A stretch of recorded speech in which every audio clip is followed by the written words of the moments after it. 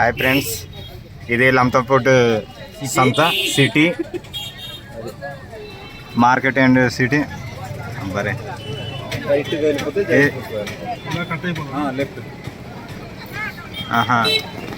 ఇది ఇదోసారి ఫోటో మార్చు. రిటర్న్ లో అయితే కొనేద్దాము. బాగుంటుంది ఎటుకండి సార్, ఫోటో మార్చు బాగుంటుంది. చూడకు కెమెరా పెట్టి అక్కడ ఎంత తిప్పుకొని రావడం మనకి, లేకపోతే కొనేసి ఉంటావు నాకు 100-200. నాకు బాగా ఇష్టం ఇది. ఫోటో మార్చా దుడుమాకి దగ్గరలో వచ్చామండి.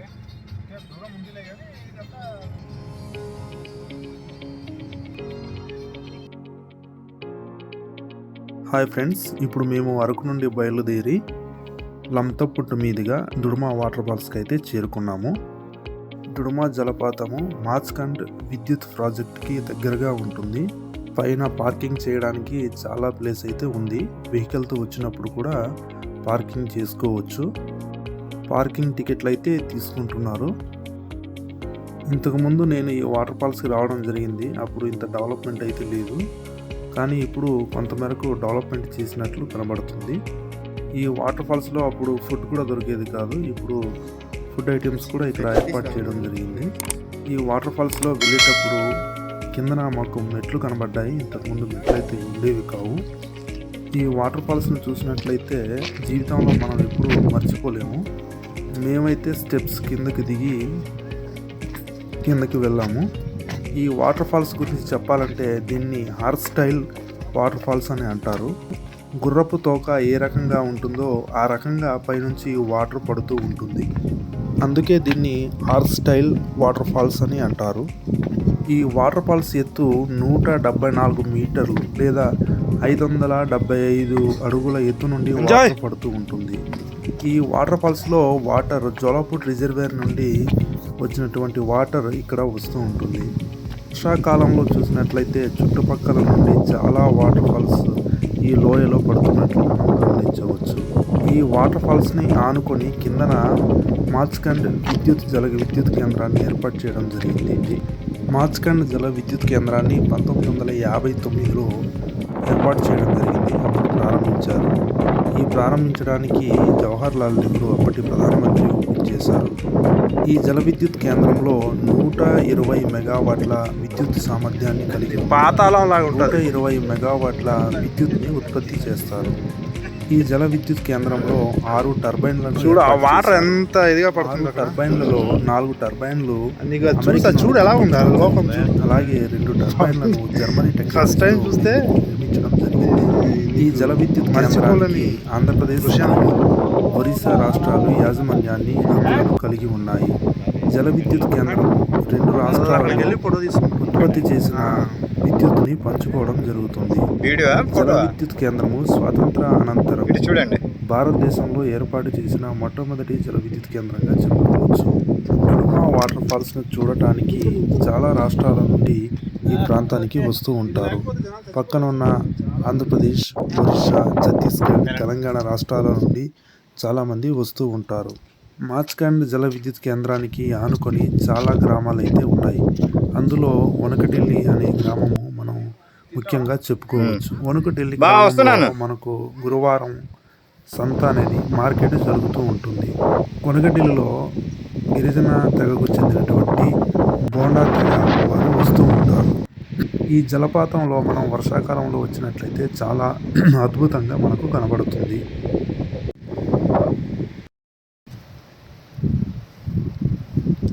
ఫ్రెండ్స్, ఇదే దుడుమా వాటర్ ఫాల్స్. చాలా బాగుంటుంది.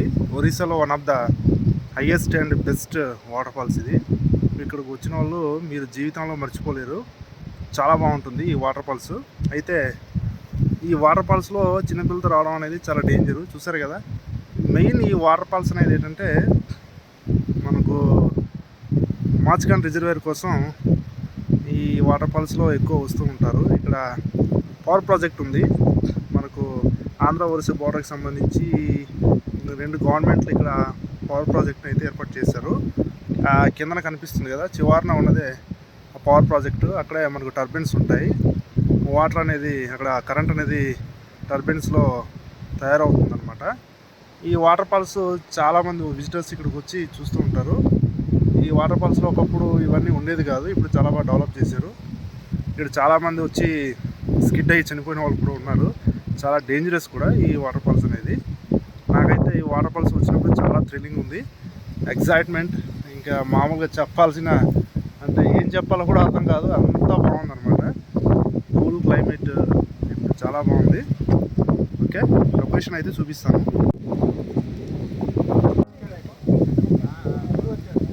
ఎవరు ఓపెన్ చేశారు? ఫోటో తీసి మీరు చేయాలి కానీ. ఓకే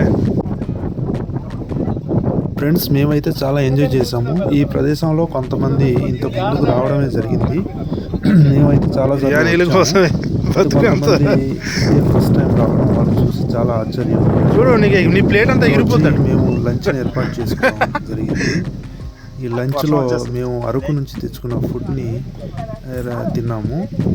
ఎందుకంటే మనం ఆంధ్ర వాళ్ళు కనుక ఒరిస్సా మీల్స్ అనేది కొంచెం ఇబ్బందికరంగా ఉంటుంది. అలవాటు లేకుండా ఉండడం వల్ల రుచి అనేది అనిపించకపోవచ్చు. ఫోటో నిల్చున్న ప్రదేశం చాలా హాట్ స్పాట్గా ఉంది.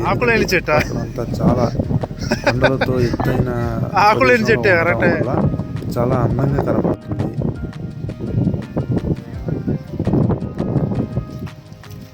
డుడుమా వాటర్ ఫాల్స్లో చిన్న గుడిని కూడా ఏర్పాటు చేయడం జరిగింది. వచ్చిన భక్తులు ఇందులో టూరిస్టులు కావచ్చు, వారు ఈ పూజని నిర్వహించి వెళ్తూ ఉంటారు ఈ గుడిలోని. వాటర్ ఫాల్స్లో మేము వచ్చింది వేసవికాలం కావడం వల్ల వాటర్ అనేది తక్కువ ఫ్లో ఉండటం వల్ల పెద్దగా కనబడటం లేదు. కానీ వర్షాకాలంలో వచ్చినట్లయితే చాలా ఎక్కువగా వాటర్ అనేది వాటర్ ఫాల్స్ చుట్టుపక్కల నుంచి కనిపిస్తూ ఉంటాయి. ఆ తర్వాత మేము ఫొటోస్ని తీసుకోవడం వెంటనే బయలుదేరిపోయాము. ప్రదేశంలో రాగానే మాకు తొలకరి వర్షం పలకరించింది.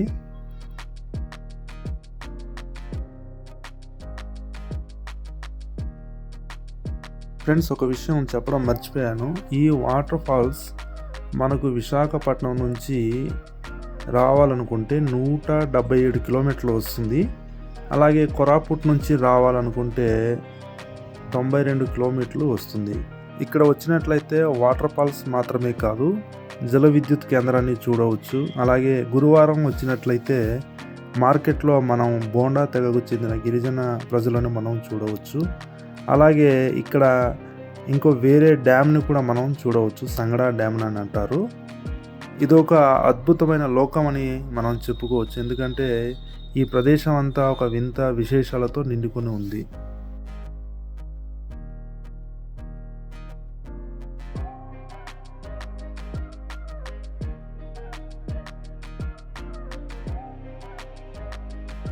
మేమైతే చాలా ఎంజాయ్ చేసాము. చుట్టుపక్కల వాతావరణము వర్షం పడే స్థితిలో ఉండడం వల్ల మేము తిరిగి బయలుదేరిపోయాము.